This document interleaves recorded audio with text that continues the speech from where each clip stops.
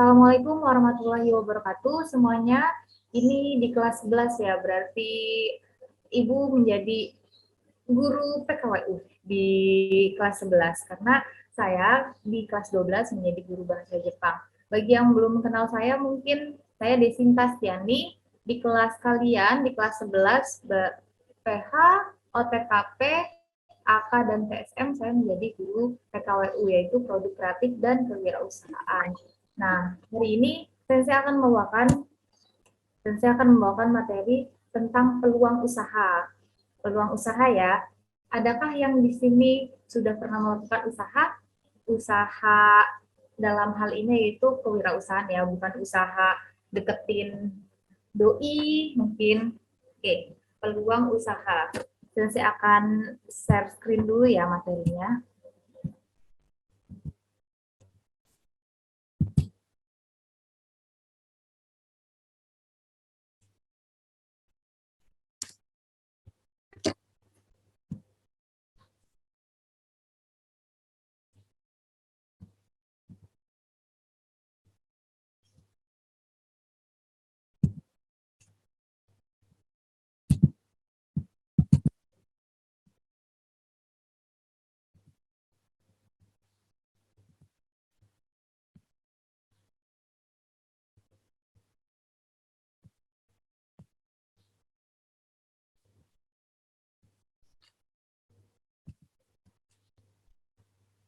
Oke,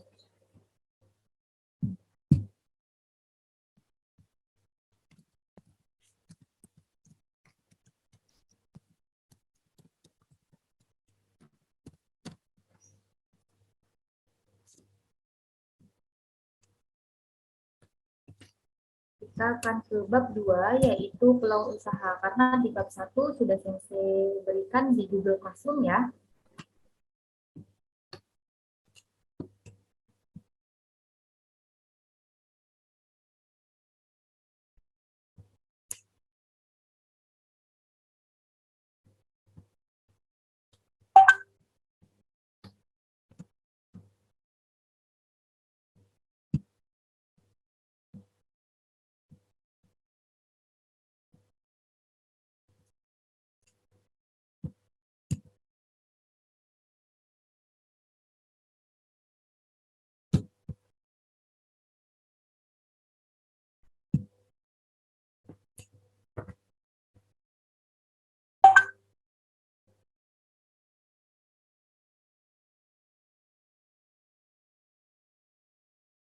Oke, untuk bab peluang usaha ini, adapun tujuan pembelajaran yaitu diharapkan siswa kalian itu dapat memahami peluang usaha produk, barang, atau jasa.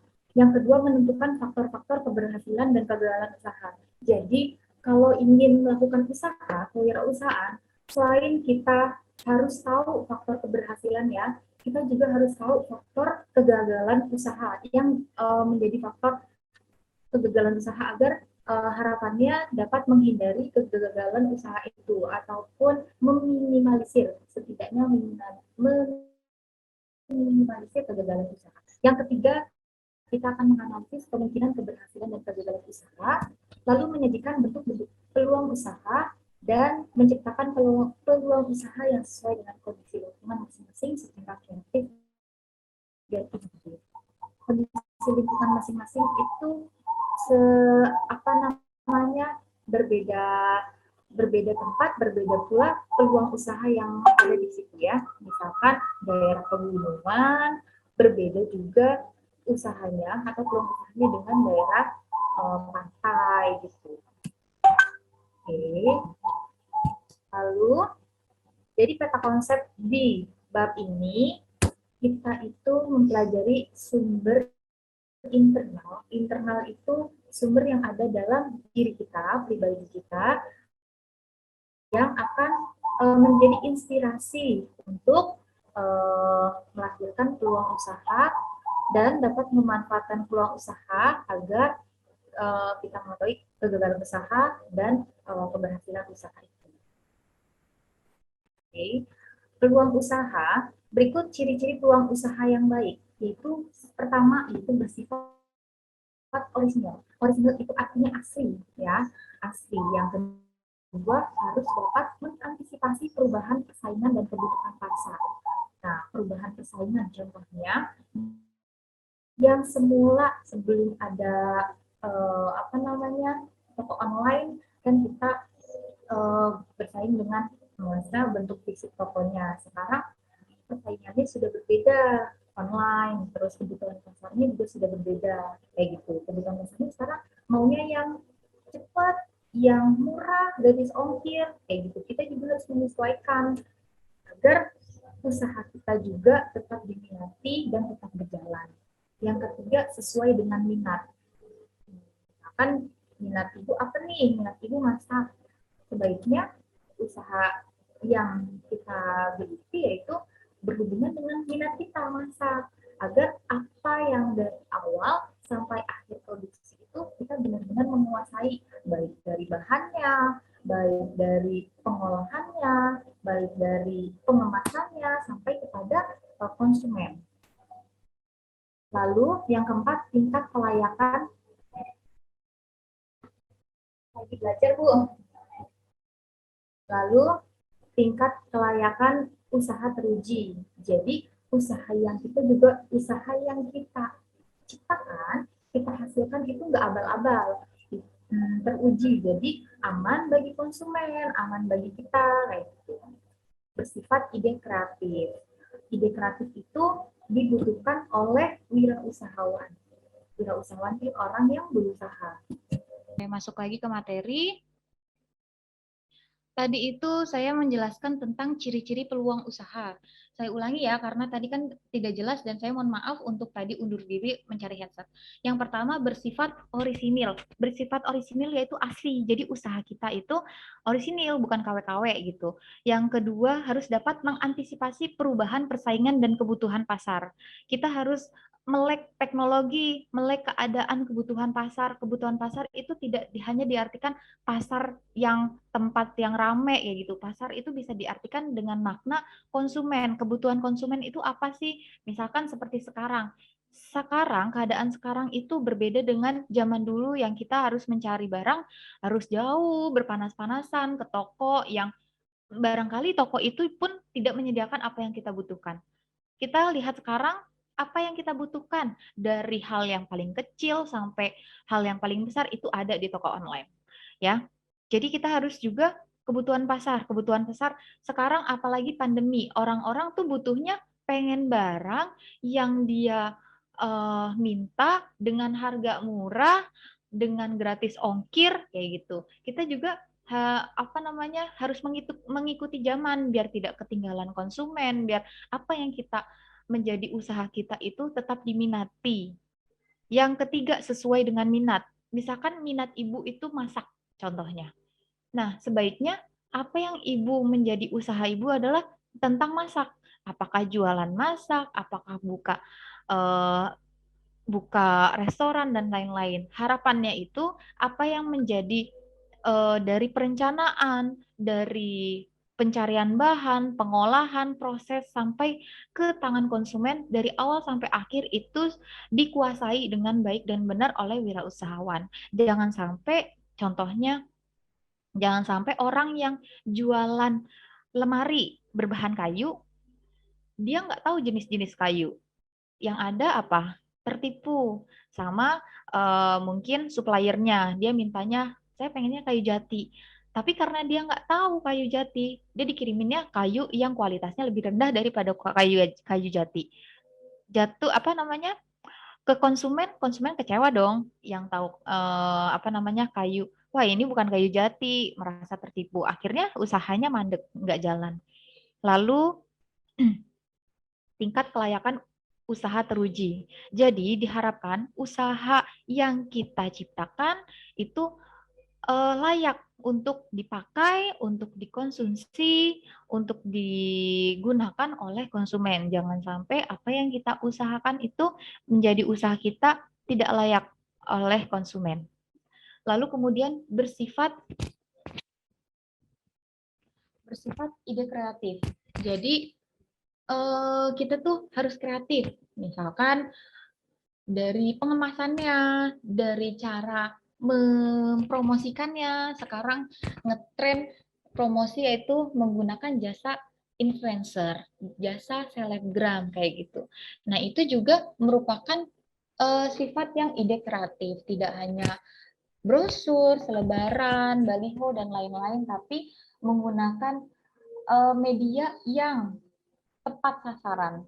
Sekarang orang hampir 24 jam menggunakan media sosial, maka dari itu kita pendekatan promosi dengan orang yang punya follower banyak, yaitu selebgram, influencer, kayak gitu. Kemudian eh, keyakinan untuk mewujudkannya. Kita jangan ragu-ragu, yang penting yakin. Yakin disertai dengan usaha dan doa juga. Kemudian ada rasa senang saat menjalankan. Jangan sampai yang tadi saya bilang, jangan sampai kita nggak suka tentang masak gitu.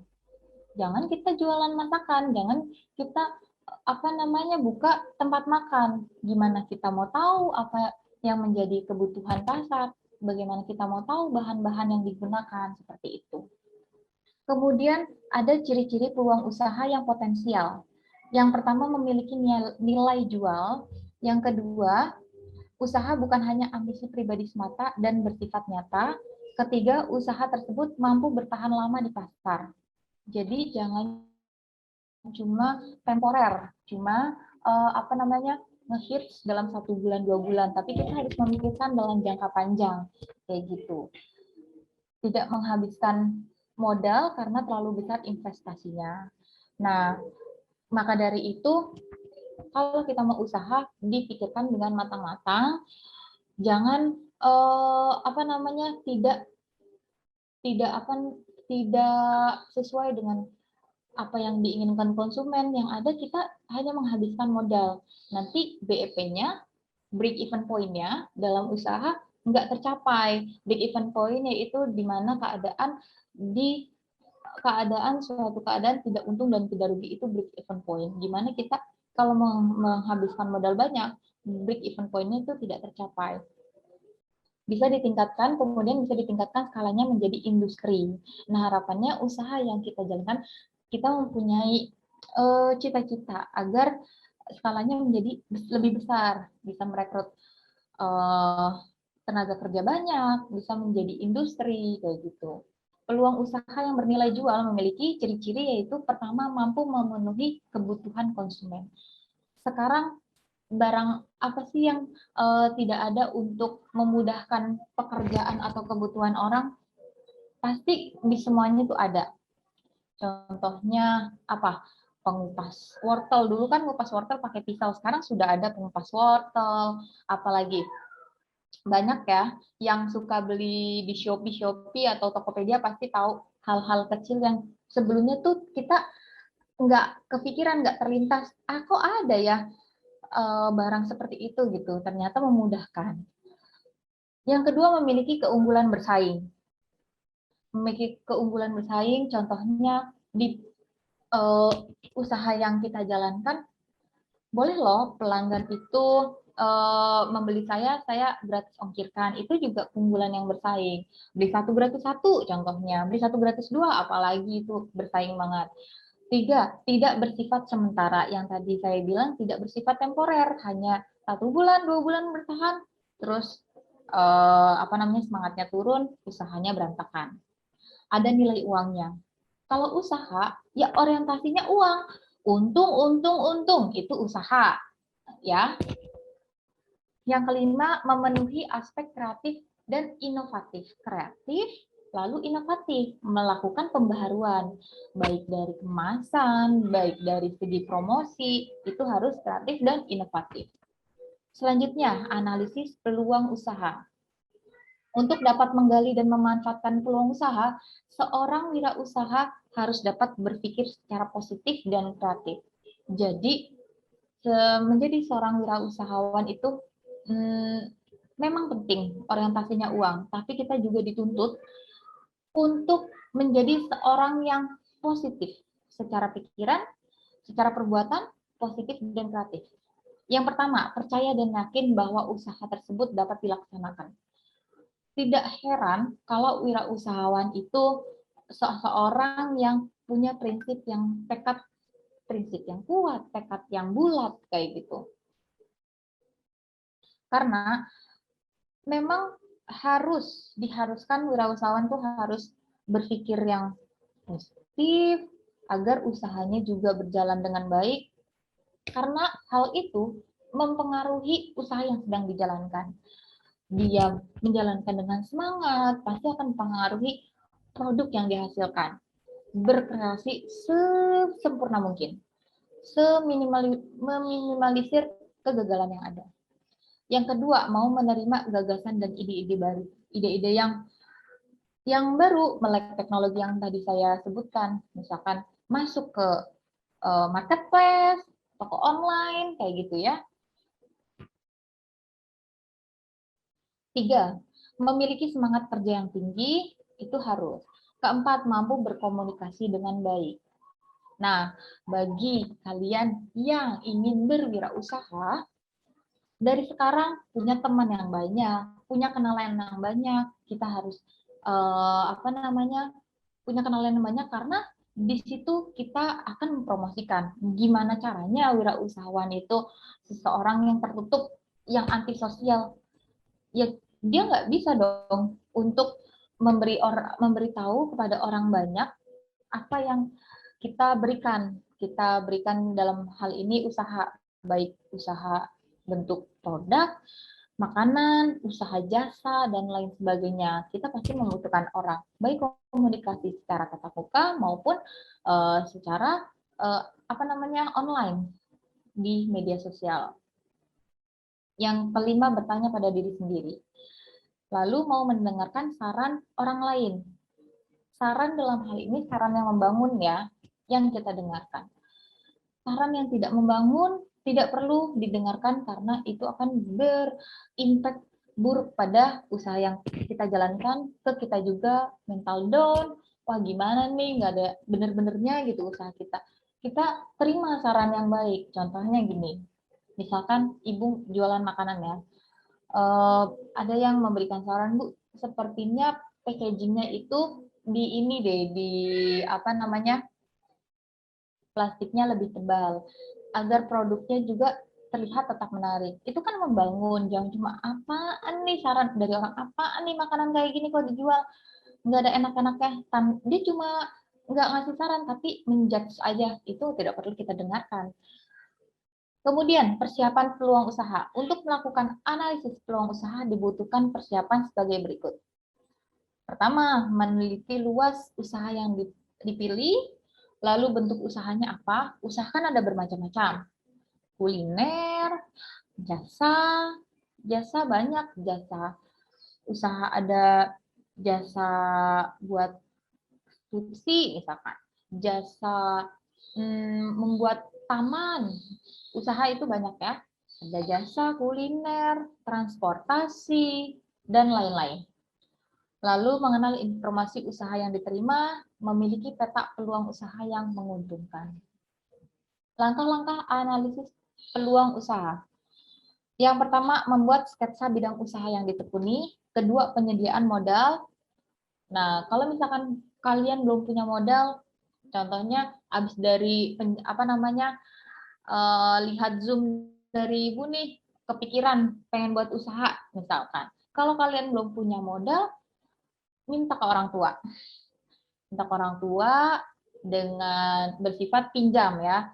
Nanti kalau misalkan usahanya sudah berhasil, nanti dikembalikan gitu. Berarti masuknya ke modal pinjaman. Kalau misalkan kalian sudah lulus nih, pengen buat usaha yang lebih besar, bisa pinjam ke bank, contohnya. Kan di bank juga ada peminjaman modal usaha, itu juga boleh. Lalu kalau usahanya sudah besar, yang ketiga yaitu langkah-langkah analisis peluang usaha, mengurus izin usaha. Izin usaha itu ada SIUP, ada situ, surat izin usaha, surat izin tempat usaha kalau memang usahanya dalam ranah besar, misalkan industri kayak gitu. Menyiapkan tenaga kerjanya pasti melalui proses ya, dengan kualifikasi yang kalian tentukan sendiri. Contohnya harus tekun, tenaga kerjanya harus disiplin. Kalian tentukan sendiri, menyesuaikan dengan usaha yang kalian jalankan, maunya seperti apa. Menyiapkan sarananya, sarana bisa berupa tempat usahanya disiapkan. Jangan sampai misalkan kamar kalian yang di situ ada tempat tidur, udah baju kotor di situ. Terus untuk packing makanan kan enggak higienis juga, enggak efektif juga. Jadi disiapkan sarananya, lalu kemudian disiapkan bahan bakunya, menetapkan lokasinya, menetapkan metodologinya. Metodologi yaitu metode-metode yang kalian terapkan. Menetapkan teknologi usahanya, menetapkan manajemennya. Manajemen itu penting banget. Manajemen, fungsi manajemen itu ada POAC. P-nya apa? Planning. Planning itu merencanakan. Ada istilah seperti ini. Kalau kalian gagal merencanakan, sama dengan kalian merencanakan untuk kegagalan. Wah, gitu ya. Itu sebenarnya planning itu tidak hanya dibutuhkan untuk wirausahawan juga, tapi bagi kalian secara pribadi. Melakukan apa saja, pokoknya terapkan prinsip kalau kalian gagal merencanakan, artinya kalian merencanakan untuk gagal. Nah, pertama planning, kedua organizing. Organizing itu cara kalian mengorganisasi baik tenaga kerjanya, mengorganisasi kalian usahanya. POA, A itu actionnya. Jangan cuma rencana-rencana aja. Wah, rencananya saya mau usaha, targetnya segini, untungnya segini. Tapi actionnya nggak ada. Actionnya kalian masih suka nge-game, malam sampai pagi, jadwalnya kalian beli bahan baku ke pasar untuk tidur. Gimana caranya usahanya akan bangun? Actionnya harus dijalankan juga. Setelah POAC, nah yang terakhir itu setelah kalian rencana, mengorganisasikannya, terus melakukannya, terakhir itu kontrol. Kontrol itu mengevaluasi. Kira-kira apa ya yang perlu ditingkatkan lagi setelah kalian melakukan usaha, kira-kira apa ya yang kurang di usaha saya, seperti itu. Lalu mencari mitra usaha. Mitra usaha itu bermitra, bisa berbagi keuntungan. Kalau misalkan kalian siswa SMK mau usaha membuat makanan, kalian butuh mitra usaha warung, contohnya makanan keripik misalkan yang kalian buat, keripiknya mitra usahanya di warung, berarti berbagi hasil dari kalian, contohnya 2.500 satu plastik, di mitra usahanya di warungnya menjadi 3.000. Nah, itu mencari mitra usaha. Tujuan analisis peluang usaha itu apa aja sih? Yang pertama, untuk menemukan peluang usaha. Yang tadi saya bilang, peluang usaha berbeda tempat juga berbeda peluang usaha. Misalkan di pegunungan. Pegunungan daerahnya suhunya dingin, usaha yang banyak dilakukan di sana apa? Misalkan perkebunan, apalagi pertanian, menanam banyak sayur-sayuran yang membutuhkan suhu dingin. Peluang usaha gunung dengan pantai berbeda. Pantai itu memanfaatkan sumber daya alam yang di pantai. Kerang-kerang dijadikan pernak-pernik, dijadikan kalung, dijadikan apa sekarang? Yang terbaru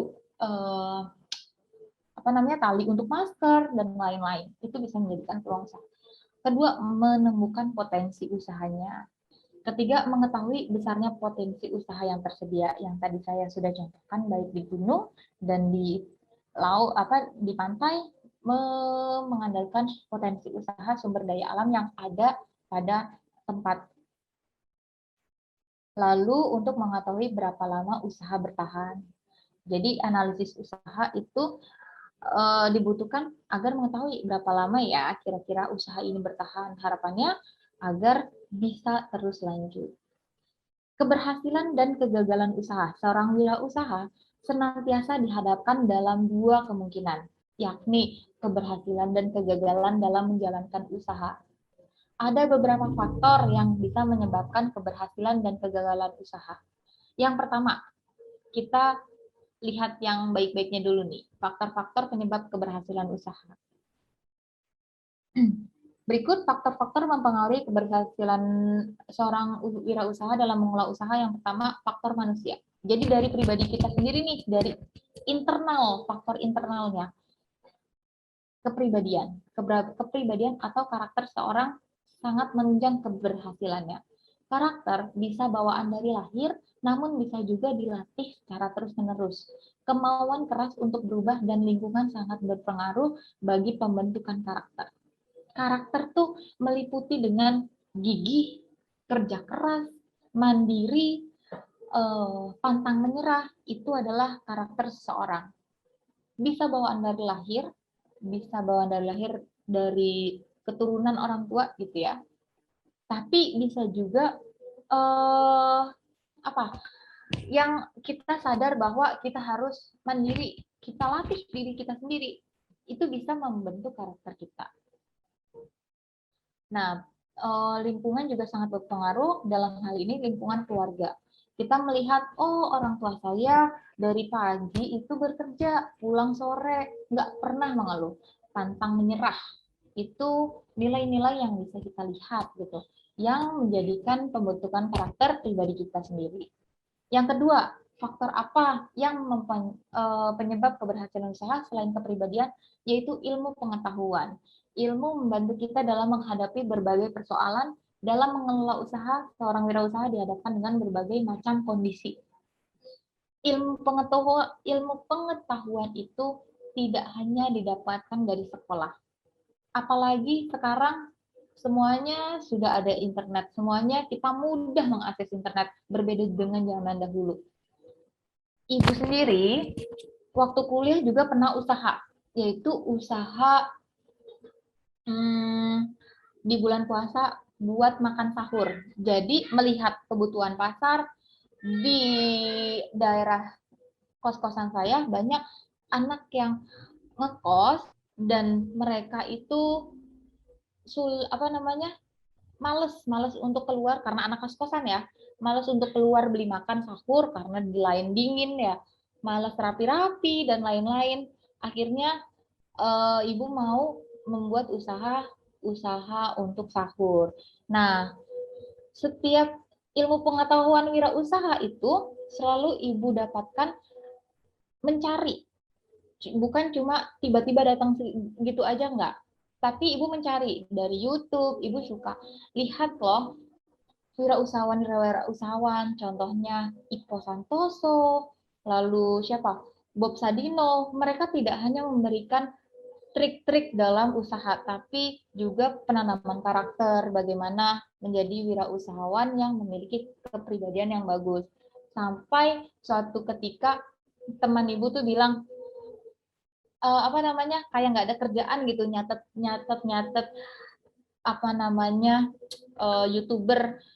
youtuber dalam hal ini motivator gitu ya, motivator wirausaha.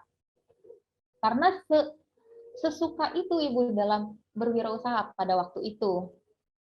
Jadi ibu tuh haus akan ilmu pengetahuan, makanya ibu mencari di YouTube. Nah, kalau kalian ingin berwirausaha, jangan mengandalkan dari, ya saya nggak nerima sih dari guru SMK saya, jangan gitu. Ya kalian mencari banyak di YouTube motivator dalam wirausaha kayak gitu. Kalian cari sendiri agar kalian juga dibekali ilmu pengetahuan dalam hal ini wirausaha yang bagus dari seseorang yang memang sudah berhasil.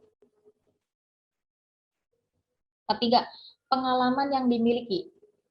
Seperti kata pepatah, pengalaman adalah guru terbaik. Kita bisa belajar dari pengalaman diri sendiri maupun pengalaman orang lain. Pengalaman orang lain bisa kita amati secara langsung, bisa juga berupa kisah inspiratif, bisa didapatkan melalui buku maupun media elektronik seperti televisi dan internet. Yang sudah Ibu jelaskan tadi, Ibu mengamati dan suka ikut seminar-seminar entrepreneurship, jadi kewirausahaan.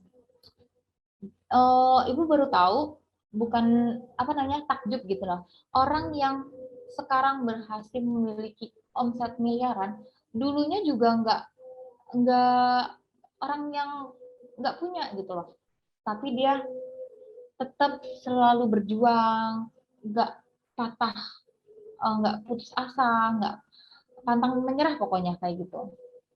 Nah, itu kita amati agar kita juga punya suatu keyakinan, oh kalau dia bisa, kenapa saya enggak gitu loh.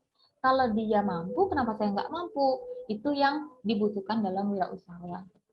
Lalu faktor keberhasilan yang lain, selain faktor internal itu keuangan merupakan salah satu pendukung keberhasilan dalam usaha. Tanpa adanya modal, usaha tidak mungkin bisa berjalan. Modal tersebut digunakan untuk membiayai pengeluaran seperti pembelian bahan baku, peralatan, perlengkapan kerja, gaji karyawan, promosi dan kegiatan operasional lainnya. Uang memang bukan segalanya, tapi segalanya membutuhkan uang. Nah, modal ini yang sudah Ibu sampaikan, kalau kalian belum punya modal, kalian nabung sedikit demi sedikit untuk modal awal. Kalau kalian juga setelah nabung tetap aja nggak bisa nabung, tetap aja nggak punya modal, kalian coba minta ke orang tua dengan sifat meminjam agar kalian semangat agar usahanya dapat keuntungan dan keuntungan itu dapat mengembalikan uang yang kalian pinjam ke orang tua. Kemudian yang ketiga, perencanaan. Perencanaan yang matang sangat dibutuhkan untuk menunjang keberhasilan usaha. Agar usaha yang mau dijalankan bisa terarah dan tidak asal berjalan, maka dibutuhkan planning yang matang. Tadi yang sudah saya sebutkan. Kalau kalian gagal merencanakan, artinya kalian telah merencanakan kegagalan. Perencanaan dapat dimulai saat usaha itu didirikan. Misal, produk apa yang mau dibuat, berapa model yang dibutuhkan, siapa calon konsumen sasarannya, apakah kalian sasarannya ke remaja, apakah ke orang tua, apakah hanya ke kaum perempuan atau ke kaum laki-laki. Karena itu juga mempengaruhi mempengaruhi packaging. Misalkan, kalau kalian sasarannya anak-anak, makanan untuk anak-anak, sasarannya untuk anak-anak. Kalian packagingnya pasti memilihnya dari packagingnya, dari segi gambar. Kalian pasti memilih gambar yang berkaitan dengan anak-anak. Apakah kartun, warnanya yang menarik bagi anak-anak, kayak gitu, kuning, merah. Berbeda lagi kalau kalian memang sasarannya untuk orang tua. Orang tua kan lebih yang simple kayak gitu, nggak nggak sesuai kalau misalkan untuk sasarannya orang tua kok gambarnya kartun. Nah, itu juga harus direncanakan calon sasarannya tuh siapa, apakah untuk umum, lalu di mana tempat usahanya. Kalau usaha, pilihlah yang strategis, baik strategis dekat dengan konsumen, strategis dekat dengan bahan baku, jadi pencarian bahan bakunya juga gampang. Lalu siapa yang terlibat dalam kegiatan usaha? Apakah sendiri? Apakah harus tim? Kalau kalian suka tim, silakan. Kalau saya, selama saya berusaha sih, yang pengalaman saya lebih suka sendiri. Karena di dalamnya saya bisa mengatur pengeluaran dan pemasukan sendiri, keuntungan juga untuk sendiri. Lalu pemasaran. Pemasaran produk merupakan faktor sangat penting. Sebagus apapun produk, bila tidak mampu memasarkannya, maka produk tidak dapat menjangkau konsumen yang dituju. Oleh sebab itu harus dipikirkan siapa yang akan memasarkan produk. Nah, sekarang itu zamannya influencer. Guys, ini ya bisa dilihat ya seperti itu. Atau apa namanya? Selebgram. Dia lebih lebih tepat sasaran karena banyak followernya kayak gitu. Siapa yang akan beli? Pembeli potensial produk. Lalu apa strategi yang digunakan? Strateginya apakah akan dijual di toko online ataukah di toko offline kalian di pinggir jalan dan lain-lain. Selain faktor di atas, keberhasilan seorang wirausaha dalam menjalankan usaha menurut Adyaksa Daud harus dilandasi dengan falsafah yang dikenal dengan nama Doraemon. Doraemon itu apa aja? D-nya dream, memiliki impian. O-nya opportunity. Opportunity itu adalah peluang, mampu mencari peluang usaha. Contohnya, sekarang itu orang kebutuhan primernya bertambah, yaitu masker, protokol kesehatan berupa hand sanitizer, dan lain-lain. Jadi, mampu mencari peluang usaha yang dibutuhkan oleh konsumen. Lalu reform, menyusun perencanaan dan mengimplementasikan secara sistematis. Lalu action, action itu melakukan suatu tindakan. Yang tadi saya sudah sebutkan, tanpa action hanya membutuhkan planning, perencanaan tanpa action yaitu nothing. Kemudian energi, memiliki semangat yang tinggi yaitu mapping. Mapping bisa melakukan pemetaan usaha dengan analisis SWOT. Nah, saya mau interaksi ke siswa. Ada yang tahu kepanjangan SWOT itu apa saja? Ayo.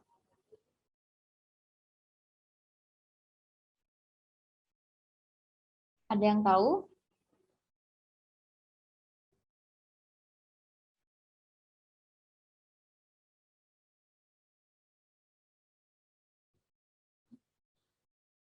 Lambaikan tangan deh, biar kita bisa dengar suaranya yang jawab.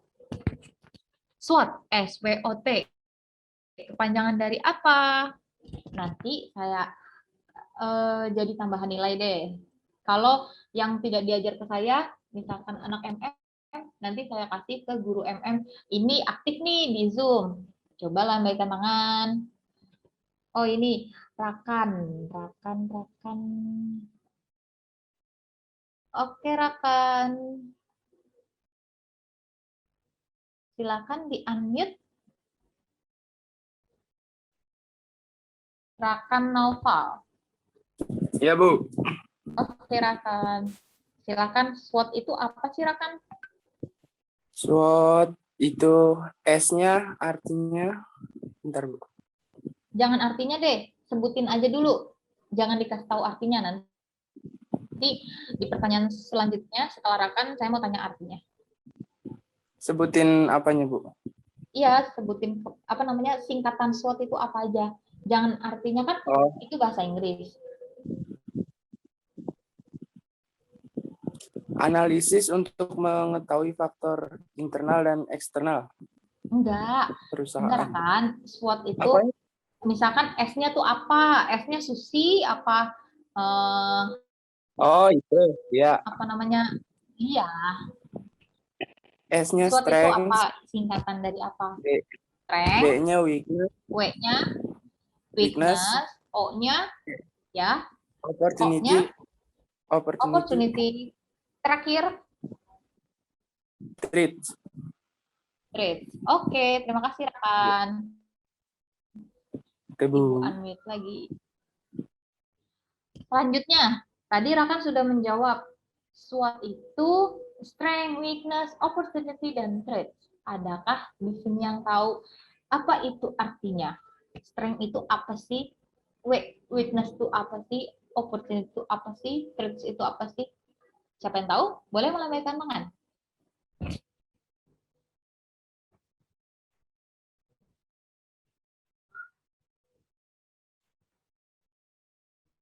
Adakah yang tahu di sini selain Rakan? Oh, ini Hana. Hana. Hana itu bahasa Jepang, bahasa Indonesianya bunga. Oke, Hana, silahkan.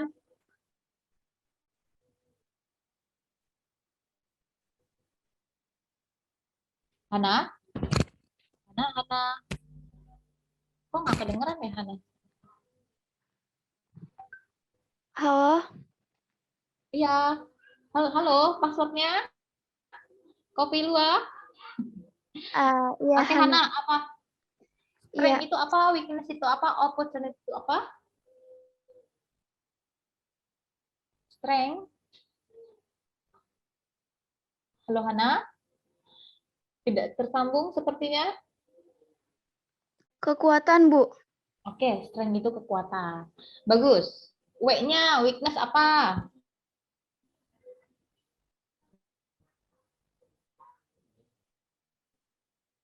Hana? Kelemahan Oh, Bu. Hana. Oke, Kelemahan. kelemahan. O-nya apa, Hana? Ya, kelemahan. O-nya apa? Peluang. Peluang, bagus. Terakhir, threat apa? Stresnya ancaman. Oke, betul. Diulangi lagi, SWOT. Apa aja? Stresnya kekuatan. Strength. Oke, kekuatan. Weakness, Lalu? weakness kelemahan. Kelemahan. Lalu? Opportunity-nya peluang. Ya, oke. Lalu? Stresnya ancaman. Oke, bagus. Terima kasih, Hana.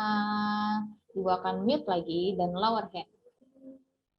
Hana tadi, aduh Hana kelas apa ya? THR 1.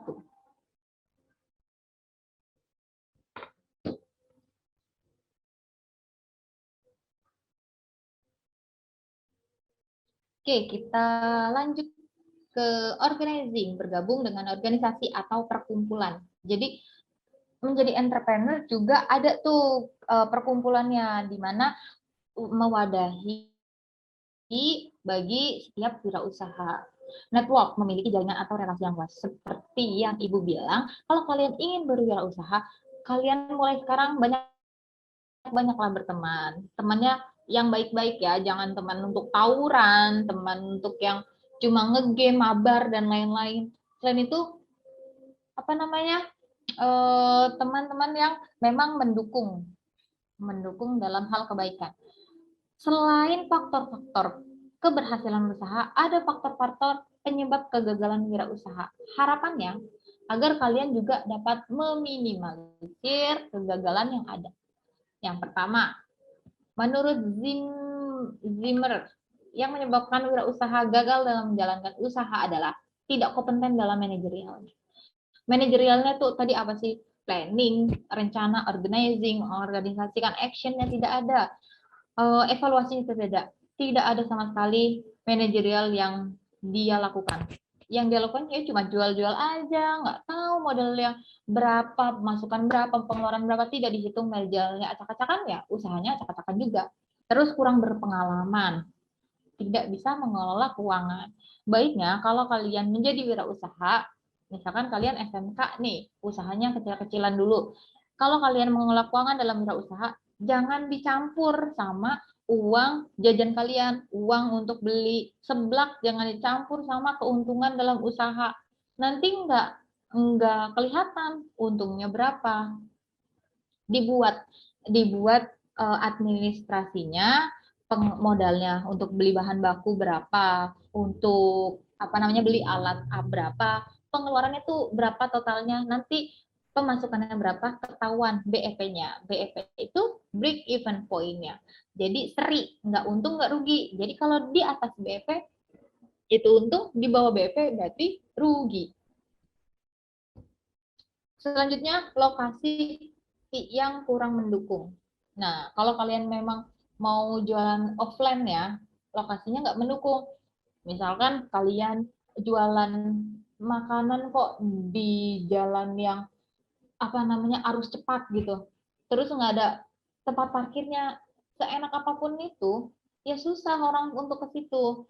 Akses masuk ke warung kalian nggak ada tempat parkir, ya nggak ada yang beli kayak gitu.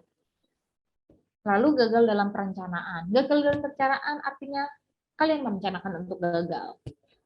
Kemudian sikap yang kurang bersungguh-sungguh. Buat main-main nih usaha, cuma buat ya ikut-ikutan temen aja lah, cuma sehari 2 hari udah apa nggak laku, udah berhenti, nggak ada evaluasinya. Kenapa ya nggak laku? Kenapa ya orang nggak minat? Nggak ada perbaikan. Kalian nggak bersungguh-sungguh, ya gagal usaha kalian. Selanjutnya, ketidakmampuan dalam melakukan peralihan atau transisi kewirausahaan. Dari yang offline, nggak ngikutin online. Apalagi sekarang PKKM, yang kemarin-kemarin sekarang sudah agak longgar ya. PKKM, tempat makan ditutup, mall ditutup. Nah, kalian nggak mau transisi nih untuk berwirausaha yang secara lebih modern. Apakah itu bisa di take away oleh Gojek dan lain-lain, didaftarkan ke GrabFood, nggak mau kalian melakukan perubahan, ya kalian akan ketinggalan zaman, usahanya akan ditinggalkan oleh konsumen. Lalu kurang pengawasan peralatan. Jadi selain bahan baku yang kalian perhatikan, kalian juga perhatikan peralatannya. Jangan sampai peralatan kok rusak masih dipakai, selain membahayakan untuk diri sendiri, juga membahayakan pada orang lain. Gitu. Setelah kita tahu keberhasilan, faktor keberhasilan usaha dan faktor kegagalan usaha, nah, yang selanjutnya adalah memanfaatkan peluang secara kreatif dan inovatif. Berdasarkan penelitian kreativitas dapat diidentifikasikan, yaitu yang pertama menciptakan, to create. To create adalah proses berupa mencari atau menciptakan dari yang ada menjadi tidak ada. Tapi kalau sekarang sih sepertinya ada semua ya. Ada semua. Barang-barang yang kita nggak kepikiran ada tuh ada. Terus memodifikasi. Modifikasi itu yang tadinya ada menjadi tadinya ada kita modifikasi lebih bagus gitu. To modify adalah memodifikasi sesuatu berupa mencari cara membentuk fungsi-fungsi baru atau menjadikan sesuatu menjadi berbeda penggunanya oleh orang lain. Lalu mengkombinasikan, to combine, yaitu mengkombinasikan dua hal atau lebih yang sebelumnya tidak saling berhubungan. Seperti contoh sekarang kita lihat pengguna aplikasi Shopee di sini pasti ada semua ya. Sebagian besar ada. Shopee di awal dia hanya menjual barang. Tapi sekarang dia mengkombinasikan yang tadinya tidak saling berhubungan, sekarang berhubungan. Dia ada Shopee Food, ya kan? Yang tadinya nggak jual makanan antar di Shopee, sekarang ada. Nah, itu dia ada kreativitas yaitu to combine. Oke, selanjutnya.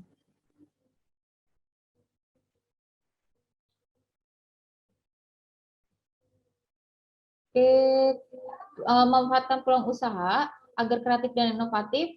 Yang pertama, memanfaatkan barang yang tidak terpakai. Barang yang tidak terpakai menjadi suatu barang yang memiliki nilai jual.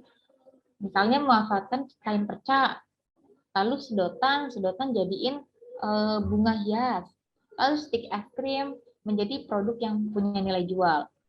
Itu yang tidak terpakai atau sampah-sampah ya. Kalau misalkan dari sumber daya alam di pantai, kerang-kerang yang tadi saya sebutkan tidak digunakan kan? Nah, itu bisa menjadi manfaatkan barang sumber daya alam yang memang dari alam tersedia, kita lem-lem jadi bros kayak gitu. Yang kedua, memanfaatkan barang yang disediakan oleh alam, memanfaatkan akar pohon. Akar pohon bisa untuk meja, bisa untuk yang kalau akar pohonnya kecil bisa dijadikan hiasan di dalam akuarium. Tanah liat menjadi kerajinan, menjadi teko, menjadi piring kayak gitu. Itu sumber daya alam, banyak banget ya sumber daya alam ya. Yang ketiga, memanfaatkan kejadian atau peristiwa yang ada. Misalnya saat musim hujan dengan menjual payung dan jas hujan, musim panas menjual masker muka, jaket, dan lain-lain. Nah, itu memanfaatkan kejadian atau peristiwa yang ada. Sekarang lagi pandemi, orang butuh masker, jualan masker, orang butuh hand sanitizer, jualan hand sanitizer. Itu memanfaatkan peristiwa yang ada. Yang keempat, memanfaatkan segala sesuatu yang bisa memberikan peluang usaha. Nah, jenis-jenis inovasi. Pengertian inovasi sendiri menurut Stephen Robbins adalah sebuah ide atau gagasan baru yang diterapkan untuk memperbaiki suatu produk. Ciri-ciri inovasi antara lain memiliki kekhasan atau khusus, artinya suatu inovasi memiliki ciri yang khas dalam arti ide, program, tatanan, sistem, termasuk kemungkinan hasil yang diharapkan. Jadi berbeda daripada yang lain. Dia punya ciri khas tersendiri yang hanya dia miliki, orang lain tidak miliki. Yang kedua, memiliki ciri atau unsur kebaruan. Dalam arti suatu inovasi harus memiliki karakteristik sebagai sebuah karya dan pemikiran yang memiliki kadar orisinalitas. Ketiga, dilaksanakan melalui program yang terencana, dalam arti bahwa suatu inovasi dilakukan melalui proses yang tidak tergesa-gesa dan dipersiapkan secara matang terlebih dahulu. Keempat, memiliki tujuan. Program inovasi yang dilakukan harus memiliki arah yang ingin dicapai, termasuk strategi untuk mencapai tujuan. Gitu. Sedangkan jenis inovasi menurut Kuratko ada 4 jenis inovasi. Pertama yaitu invensi yang artinya penemuan baru. Kedua, ekstensi, pengembangan dari yang sudah ada sebelumnya. Yang ketiga, duplikasi, penggandaan, memperbanyak produk yang sudah ada dan terkenal. Yang keempat, sintesis, penggabungan atau mengkombinasikan konsep dan formula yang sudah ada menjadi formula yang baru. Selanjutnya, sumber peluang usaha. Sumber peluang usaha diawali adanya ide atau inspirasi yang bersumber dari faktor internal dan eksternal. Internal itu dari dalam diri, eksternal itu dari luar diri. Yang dari dalam diri itu pengetahuan yang dimiliki, yang sudah disebutkan, yang sudah dijelaskan, pengalaman dari individu itu sendiri, pengalaman dari orang lain, intuisi pemikiran yang muncul dari diri sendiri. Faktor eksternal dari luar diri sendiri, masalah yang dihadapi dan belum terpecahkan, kesulitan yang dihadapi sehari-hari, kebutuhan yang belum terpenuhi, dan pemikiran yang besar untuk menciptakan sesuatu yang baru. Cara memanfaatkan peluang menurut Dr. DJ Squart. Yang pertama, percaya dan yakin bahwa usaha bisa dilaksanakan. Kedua, jangan bergaul pada lingkungan statis yang melumpuhkan pikiran. Statis tuh tetap, enggak dinamis. Statis tuh lawan katanya dinamis. Ya itu aja. Misalkan teman yang suka game ya lingkungan suka nge-game aja, enggak. Pilihlah teman-teman atau bergaulah dengan teman-teman yang memang dinamis, yang ada perubahan. Yang ketiga, senantiasa bertanya pada diri sendiri. Bagaimana ya saya dapat melakukan usaha yang lebih baik lagi? Jadi di tahap evaluasi itu kalian tanya diri sendiri apa yang perlu ditingkatkan, apa yang perlu ditinggalkan. Yang keempat, banyak bertanya dan mendengarkan. Dalam hal ini itu bertanya dan mendengarkan dari konsumen ya. Yang kelima, perluas pikiran. Perluas jaringan, insya Allah usaha yang kalian jalankan akan berjalan. Pendekatan analisis peluang usaha. Ada beberapa pendekatan yang dilakukan dalam analisis peluang usaha, yaitu analisis SWOT. Tadi Rakan sudah sebutkan, Rakan dari Rakan dari MM ya. Rakan dari PHR2 sudah menyebutkan SWOT itu strength, weakness, opportunity, dan threat. Betul. Lalu Hana juga menerjemahkan ke dalam bahasa Indonesia. Strength itu kekuatan. Ya, jadi kekuatan memiliki perusahaan dapat digunakan untuk mendukung usaha. Contohnya, memiliki produk yang berkualitas dan sudah dikenal masyarakat. Memiliki tenaga kerja, sumber daya manusia yang kompeten dan loyal. Itu kekuatan usaha. Kita harus tahu kekuatan kita tuh di mana. Apakah di bahan baku, ataukah di packaging, ataukah di pendistribusian.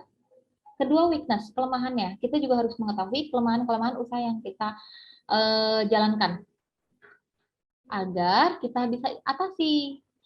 Weakness, kelemahan yang dimiliki oleh perusahaan bila tidak diatasi akan menghambat kinerja usaha. Contohnya, karyawan yang kurang berpengalaman. Nah, kalian juga kalau misalkan nanti Ibu doain ya, kalau misalkan kalian memang berniat wirausaha, menjadi wirausahawan, dan kalian merekrut pekerja yang bagus-bagus, semoga pekerjanya juga yang berkompeten, pekerja yang loyal, pekerja yang sama-sama punya tujuan agar usaha itu semakin berkembang.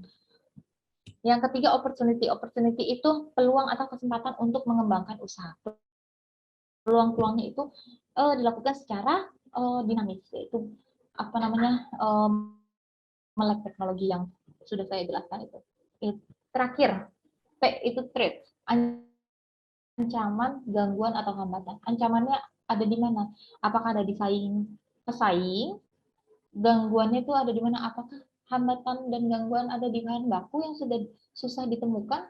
Ya kalian harus cari itu bahan bakunya. Apakah cari di supplier lain? Bahan bakunya apakah akan mencari yang baru yang mudah ditemukan agar ancaman itu dapat sedemikian rupa diminimalisir. Itu SWOT ya. Dari dalam itu strength dan weakness, kelemahan dan kekuatannya, dan opportunity dan threat itu dari luar, gangguan dari luar, peluang dari luar juga. Analisis selain SWOT ada 5W1H. Yang sudah belajar bahasa Indonesia pasti tahu 5W1H untuk menjawab isi cerpen atau isi naskah ya.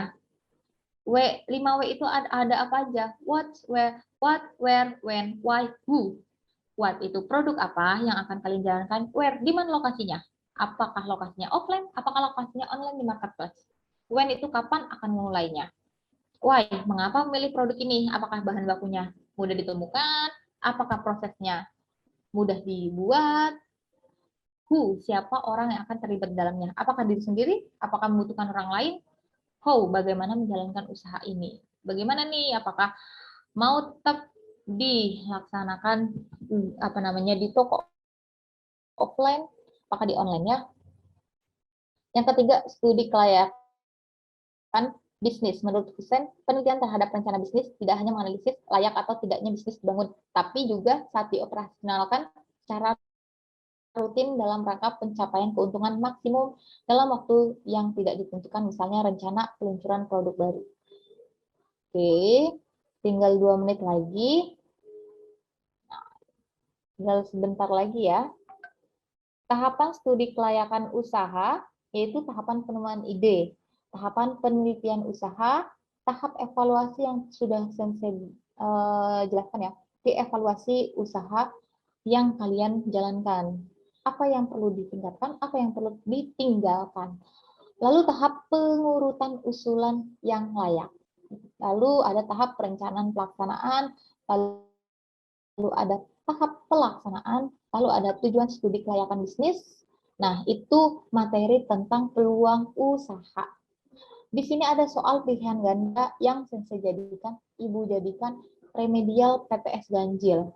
Ibu harap kalian mengerjakan semua remedial PTS ganjil ya, dikirim ke Google Classroom agar terisi nilainya. Toh dari saya sendiri tiap hari saya ngecek siapa saja yang sudah mengirim tugas, sudah saya nilai juga. Terima kasih yang tepat waktu, yang mengerjakannya dengan semangat tepat waktu.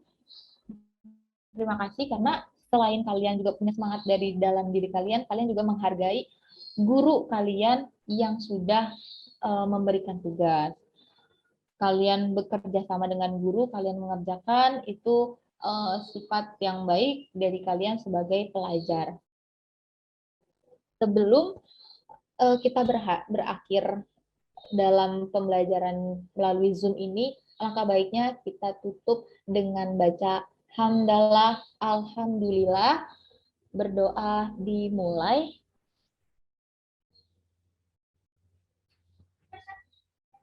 Oke, sudah jam 9.30, tepat waktu ya, dengan berakhirnya pembelajaran kali ini. Semoga ilmu yang kalian peroleh hari ini dapat diterapkan oleh kalian, baik dalam waktu sekarang-sekarang ataupun jangka yang panjang.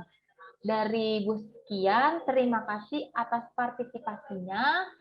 Ibu mohon maaf kalau ada salah baik kata maupun dalam teknis Zoom ini. Ibu akhiri, terima kasih. Assalamualaikum warahmatullahi wabarakatuh.